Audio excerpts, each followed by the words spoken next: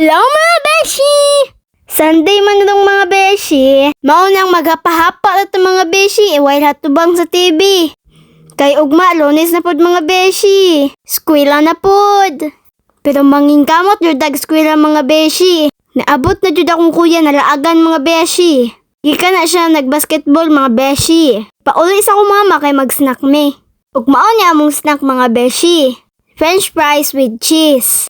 Mas lami pa ni sa Jollibee mga beshi. Mag-unlimited kaon pa jud ka. Tungod kay barato, tas daghan na pagod siya.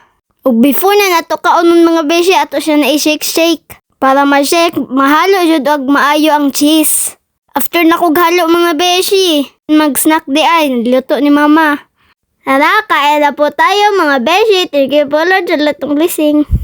Ug thank you sa akong papa na ningkamot para makakaon mi sa adlaw-adlaw. Makakaon mig mga lamiang pagkaon. Ug sa atong pagkaon mga beshi, di jud ta kalimot mag-inom og tubig daghan. Kay para dili ta may UTI. Ing ana naman jud na ang mga kinabuhi mga beshi ba. Yun lang, salamat sa panonood. Bye-bye mga beshi.